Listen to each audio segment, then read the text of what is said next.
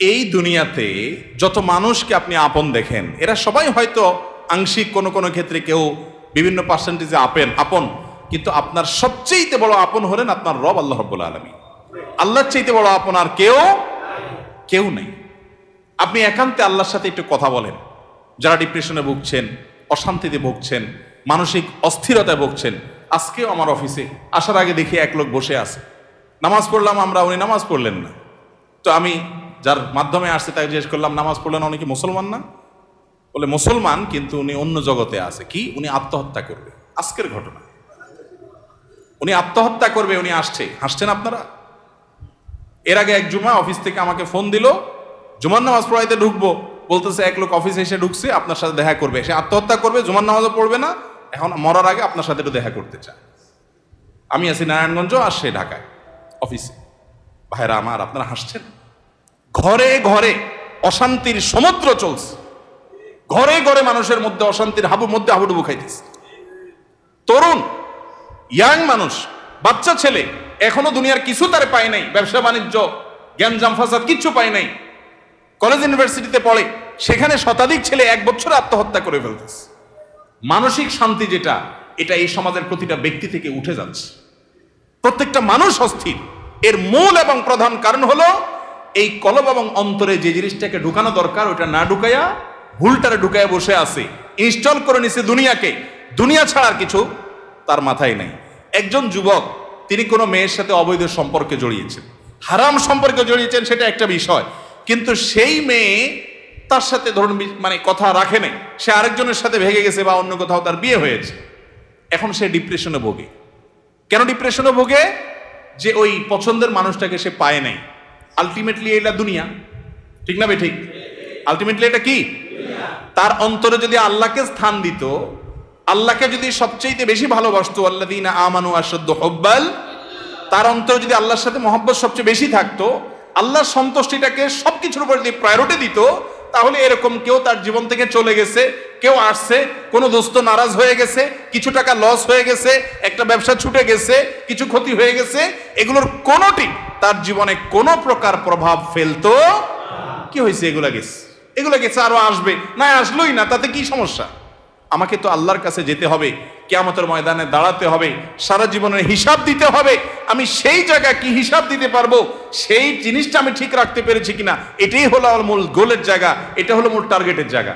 এইভাবে যদি আপনি ভাবেন, তাহলে আপনার মধ্যে ডিপ্রেশন ইনশাল্লাহ এমনিতেই দূর হয়ে যাবে। মোহতারাম হাজরিন, অতএব সম্পদ উপার্জন করেন, ব্যবসা বাণিজ্য করেন এবং জাগতিক কাজ করেন, এতে কোনো সমস্যা নাই, কিন্তু অন্তরে দুনিয়াকে নয়, আল্লাহকে স্থান দেন। এবং এই স্থান দিতে গিয়ে আপনাকে স্যাক্রিফাইস করতে হবে। কি স্যাক্রিফাইস? ওই যে সৎ পথে চলবেন, হক হালালি চলবেন, টাকা পয়সা বেশি হবে না।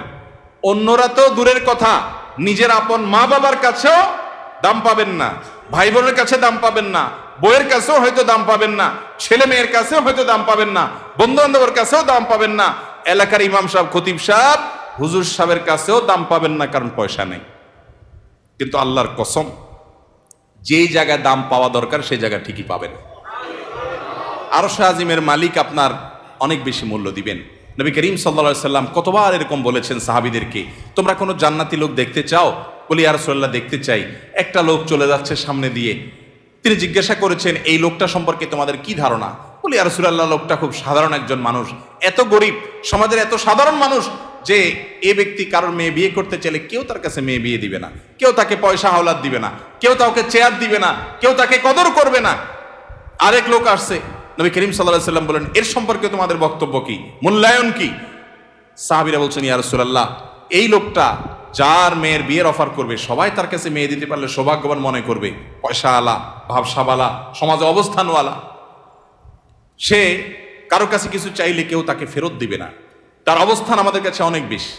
নবী করিম সাল্লাল্লাহু আলাইহি সাল্লাম প্রথম যে ব্যক্তি, যাকে সমাজের মানুষ অনেক তুচ্ছ মনে করে, অনেক দুর্বল মনে করে, তার সম্পর্কে মূল্যায়ন করে তিনি বলেছেন, এই যে প্রথম লোকটা, দ্বিতীয় লোকটার মতো মানুষ যদি গোটা দুনিয়াতে পরিপূর্ণ হয়ে যায়, তবুও এই প্রথম, এই দুর্বল, কিশোকায়, হ্যাংলা পাতলা, গরিব, অভাবী মানুষ, যাকে তোমাদের সমাজ কোনো দাম দেয় না, এই লোকটার মর্যাদা আল্লাহ রাব্বুল আলামিনের কাছে ওই দ্বিতীয় লোকটার মতো মানুষ গোটা দুনিয়াতে পরিপূর্ণ হওয়ার চাইতে বেশি। ভাইরা আমার, এজন্য সামাজিক অবস্থান এটা আরেকটা ডেঞ্জারাস ব্যাধি, নেশা। নেশা সামাজিক অবস্থান। বেশিরভাগ লোক পয়সা করি কামাই করেন নিজে খাওয়ার জন্য না, ভাবসাবের জন্য। কিসের জন্য? ভাবসাবের জন্য। ভাবসাব বুঝেন?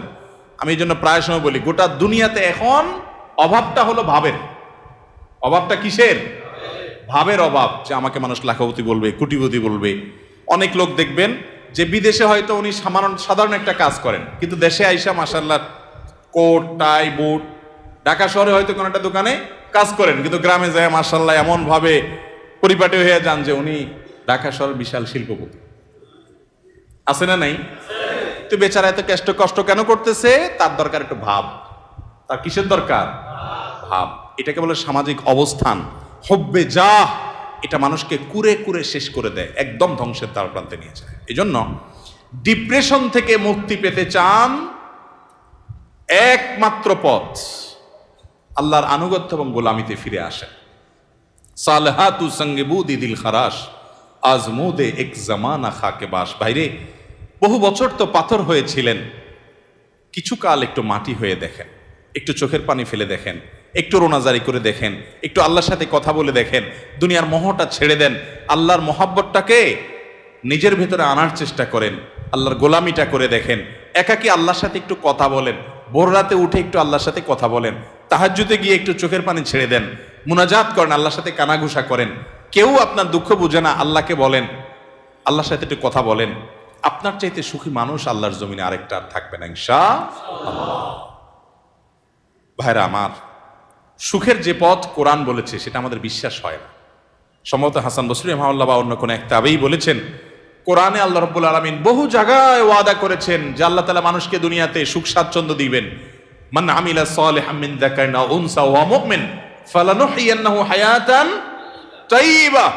নারী হোক আর পুরুষ হোক, যে ব্যক্তি ঈমান আনার পর নেকামল করবে, আল্লাহ নির্দেশ মতো নিজের জীবনকে পরিচালিত করবে, এটাই তার জীবনের মূল টার্গেট।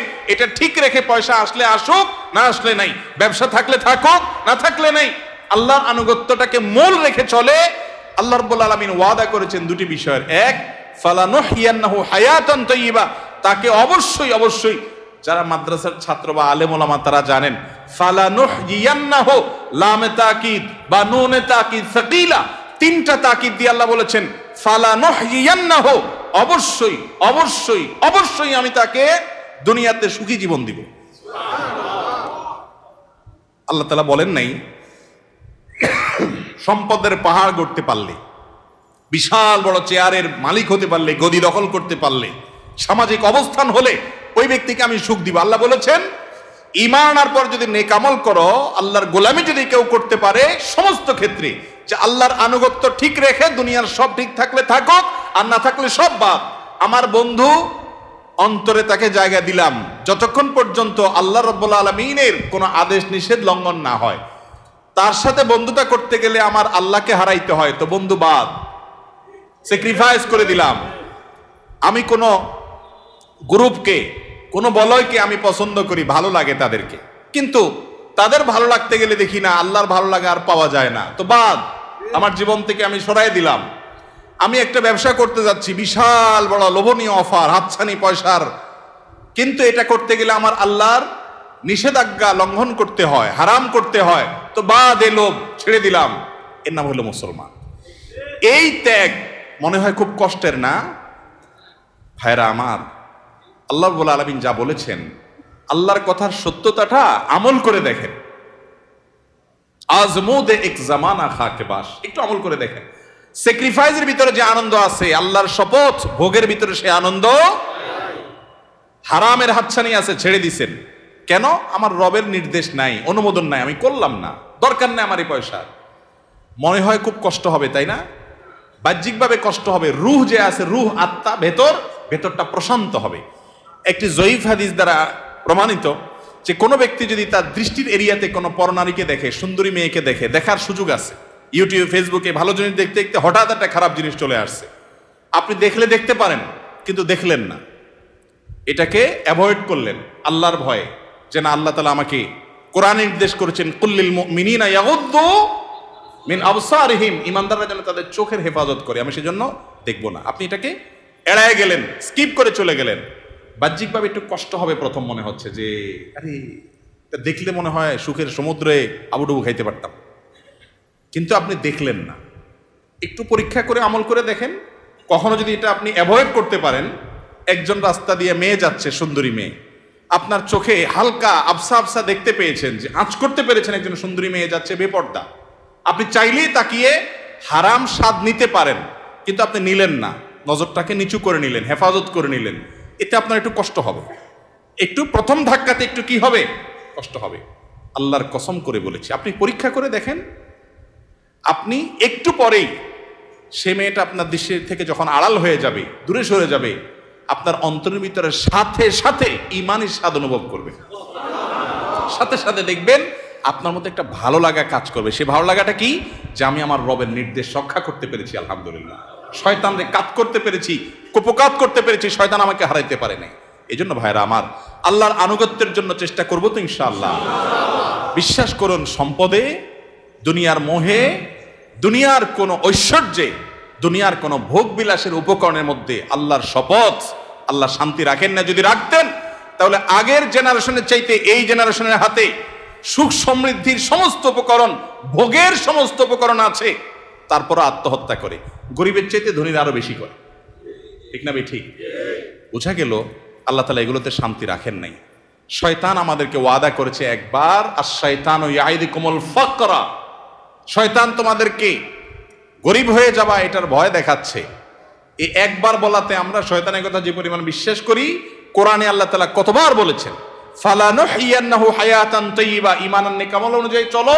পয়সা তোমার কম থাকুক, বাড়ি গাড়ি তোমার কম থাকুক, বেচা কিনা তোমার কম থাকুক, দোকান একটা কম থাকুক, সবাই তোমাকে দাম কম দেখ, তোমার কোনো গুরুত্ব সমাজের মানুষের কাছে না থাকুক, কেউ তোমাকে নেতা না বানাক, পাত্তা না দেখ, কিন্তু তুমি মানসিক যে প্রশান্তি হাসিল করবা, ওইটা কোটিপতি, মিলিয়নার, বিলিয়নারকে আল্লাহ রাব্বুল আলামিন দেন নাই।